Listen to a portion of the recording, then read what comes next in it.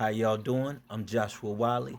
In this episode of The Elephant in the Room, we're going to be talking about a very sensitive but delicate and much needed subject with Sarah Baartman. And I know I'm not done in the masturbation series that I've been doing in The Elephant in the Room, but I had to, the Holy Spirit told me that I had to go ahead and share this. I actually came across this story from another fellow YouTuber named Rashid.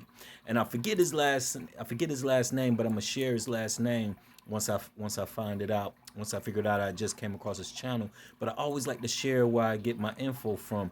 But what I do, and y'all who've already been listening to me, y'all know the motto of my ministry pages and my YouTube is also the motto of my personal life.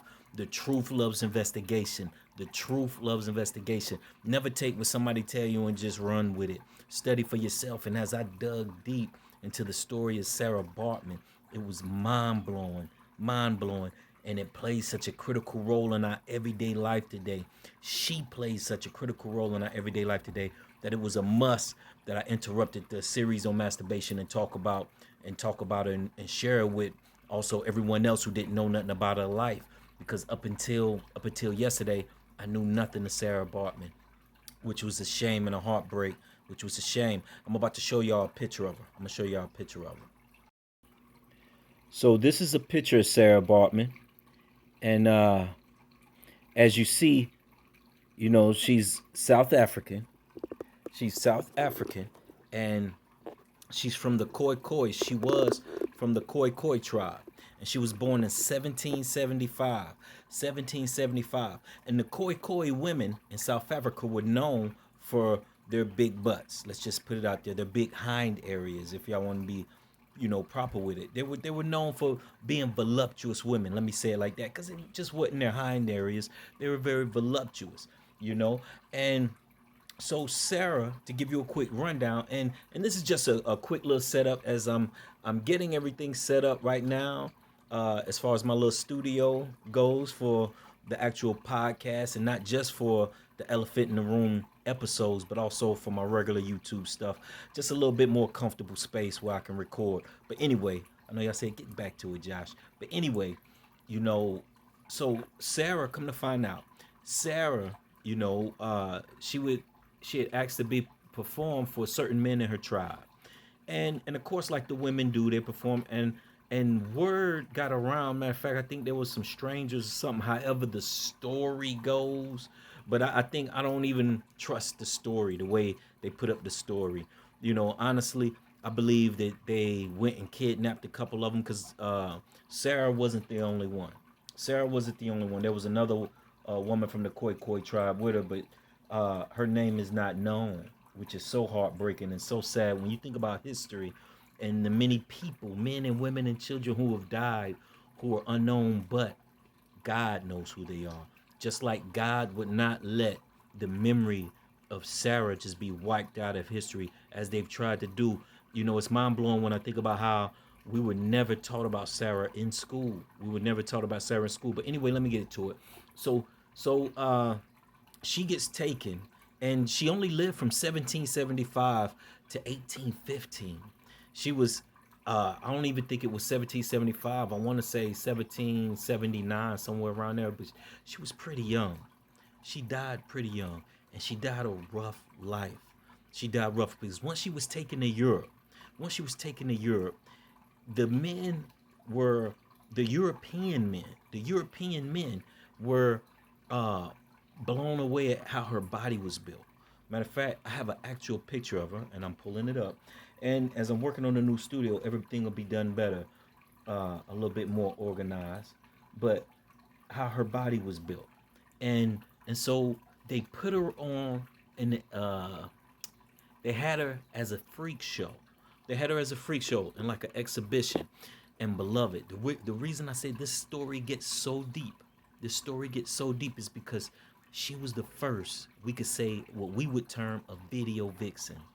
A video vixen. And what was sad about it, because the women that we see on TV have really tainted and destroyed our young girls and the women my age and down, whether we want to admit it or not, in horrible ways.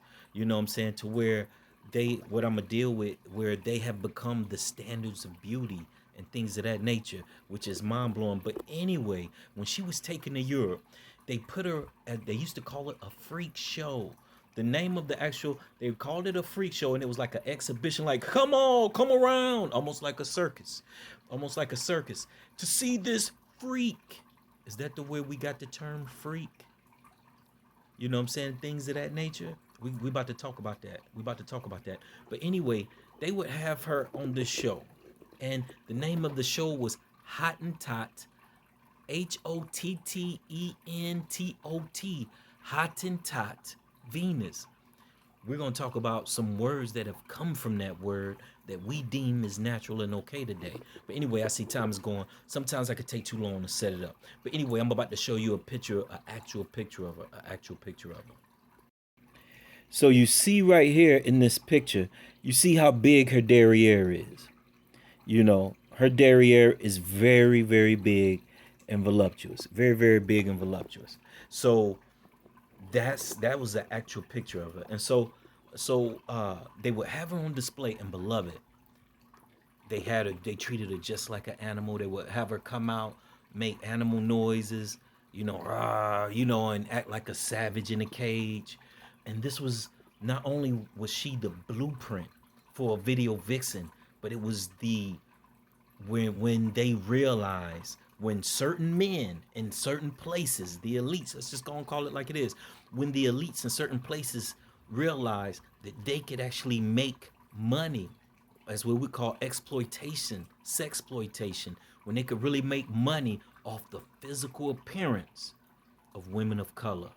Let me say it again. Sarah Baartman is the blueprint for when the elites realized that they could rack in millions off the exploitation of the physical appearance of women of color, And it just don't affect women of color. We're going to talk about how it affects Caucasian white women also. We're going to talk about how it affects white women also. But anyway, so to make a long story short, Sarah didn't last long at all. Think about how many men were raping her. I'm a very visual person, so I hate even bringing up the thought. But how many men were raping her, sleeping with her? She caught all kinds of diseases and died a horrible death. She wasn't performing long, y'all. This is what's sad. This is the and when she died, she was bringing in so much money from her exhibition that they mummified her body. Yes, they mummified her body and put her, she was on in a musician. I'm about to pull it up. She was on display in France at a museum just up until the 2000s. Mandela in 1994, I want to say it was around in the 1990s, they petitioned for her body. And just in 2000 something, I believe, don't quote me on any of this, but 2000 something, South Africa finally got her remains and took them back to South Africa to give her a proper burial. Now y'all showed the picture, y'all saw the picture that hold on, my computer's doing something else. Y'all saw the picture that I had before, that I showed you the actual picture of her. I want to show y'all. Are you kidding me? Here's another picture. It just deleted the picture of her mummified body, but I want to show y'all this picture. Okay, y'all. The devil's definitely at work, but God is greater. I had to go salvage the picture out of the recycle bin for some reason, like it just automatically is going to delete itself. But anyway, here's a picture of Sarah's mummified body in the museum.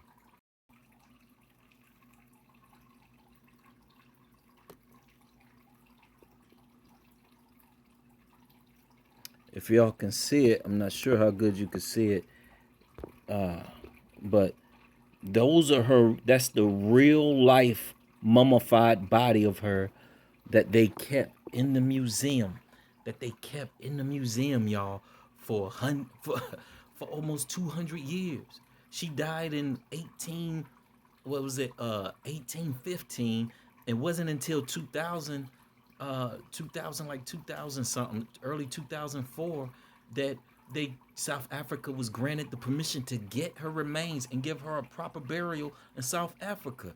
Now, That's mind blowing, y'all. That's mind blowing. But I I didn't want to go into detail. Do your research. Look up Sarah Baartman, but I didn't want to go into too much detail about her, because honestly, it's like you can paint, you can see the picture for itself. You can see the picture for itself. Just imagine this woman, on stage being treated, acting like an animal. She's enslaved. She's a slave, and doing these things against her will. No telling what all they had her doing. No telling what men were paying to do with her, things of that nature.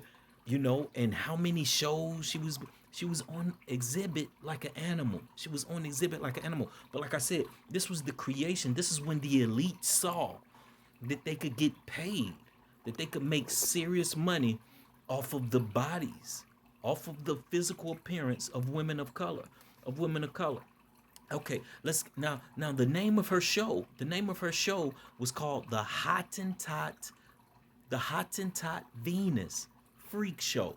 Now, one word that popped up, and I wondered where this word came from. I was like, where's this word came from? And that was thought. Thot. That comes from Hottentot Venus. All of these are spells. This is all witchcraft and Luciferianism that the elites and the people who are high ups believe in, and that they've been practicing on us and using on us. So you get the word thought, hot girl, hot pants, hot to trot, hot and tot, hot to trot. Beloved, we've been eating the devil's apple pie for years. And it's time we wake up. It's time we tell our young ladies about it. I got 3 daughters. So this has serious significance with me. I have 3 beautiful daughters. And honestly, as I sat down, like I said, I found out about this early this morning. And as I'm gonna sit down and talk to my daughters tonight and tomorrow, my young one, she's too young yet, but beloved, this is so deep on so many levels. Like I say, Sarah became the blueprint for sexploitation of women of color. And what did it do? But not only did it affect women of color though, but look what they cleverly had it do through the years. Look what it's cleverly done through the years. Because they didn't stop with Sarah. Like I said, they've been making, do you know how much money they made off of people going into the museum to see Sarah's body for all these years? Beloved, when they mummified her body, like I just showed you, they also cut out her vagina and had it on display in this museum also. That's horrible. That's horrible. But anyway, when they blamed, they use, how should I say, the devil loves to throw rocks and hide his hands. He's clever at hiding his hands. A lot of women, what they say, don't call me a bitch or a trick or a tramp. Beloved, all of these things are part of these spells in witchcraft that they've been casting upon us all. And like we see, that's why they gave her that title, Hottentot Venus. Venus, what did it say? Girls are from Venus. Boys are from Mars. Girls are from Venus. It's all a part of this agenda to the, like I think I brought it up in the last, matter of fact, when I talked about Kevin Samuels, I brought it up how, the woman in paganism and in Luciferianism, the physical body of a woman is worshipped, and is worshipped above all things, All of these things, the names, like thought, it made perfect sense. Hottentot, and all of a sudden, this word thought becomes a word out of the blue, and you have little girls and females willingly calling themselves thoughts, and all of these and things of this nature. But what did it do? It caused dissension between men and women, because a lot of it, they blamed it on hip hop. They said, oh, it's the hip hop, the men in hip hop, the rappers are demeaning women and calling them these names and things like that. No, we all ate pieces of the devil's apple pie. You know what I mean? They played it. They played us against each other. Had black women and women of color, Latino, brown, white girls, looking at men like, oh, you ain't nothing. You look at us like dirt and things of that nature.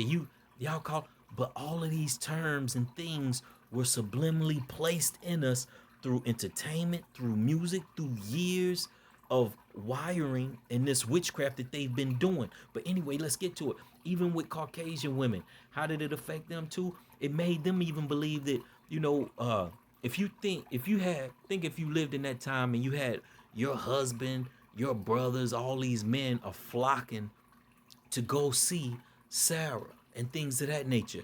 It brought self-esteem down, and it also caused envy and hate. But this is the dangerous thing that it did. It they said we allowed these satanic people to set the standard of beauty. Beloved, we allowed them to set the standard of what we consider beauty today. What and some people might say, "Oh, Josh, no, I'm being straight up. There's a lot of beautiful women who a lot of men, because we've been trained to only think that a woman needs a big derriere, a big booty, you know what I'm saying, to be beautiful, to be beautiful. When there are a lot of women who don't have those physical features but are beautiful in so many other ways, so many other ways. And just because a woman, and think about it. So now you have, I can't even scroll through IG. Sometimes I feel like I need to repent after I've been on Instagram. I'm not even, if any of y'all know me in my personal life, y'all know I'm not on Instagram that much. I post something and I jump way back. Oh, let me get up off of there. You know what I'm saying? Because it's it has become the standard. It's like the devil figured out a way in the blueprint, and it wasn't Sarah's fault. She is not the cause of this. She didn't ask to go through what she went through and be used like she did. But now it has become okay to exploit women in that manner. And that's the reason why all the females feel like they gotta show their butt. They feel like they gotta show their butt. I got clips of the award shows from different females at the award shows. You know, they look just like, look, I'm gonna show y'all this clip as I pull it up.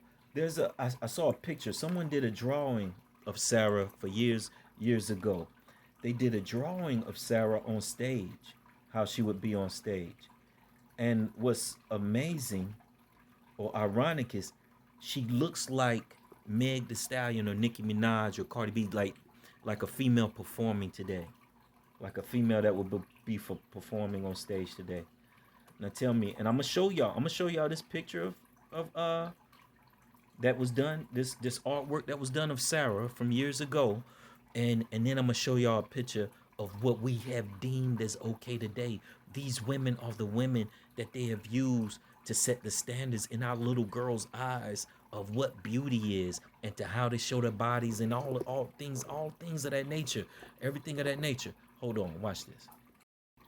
So look at this, and even in the drawing, they put Sarah in front of the clan in the white sheets, things of that nature. But I want you to see how she is on stage. Do you see how they depicted her on stage? That's exactly look. That's exactly how she was. You know, she was on exhibition like a show, like a diva. Is it ironic that word diva, Venus, diva, Hottentrot, as a diva? Now look at this little clip that I got from. Let me show you this. I'm going to show this one more. This another. I like this artist's depiction of what Sarah was going through, because I think this one shows a good example of what she was going through. But the women that we glorify today, and why we glorify them, it's not a coincidence at all, beloved.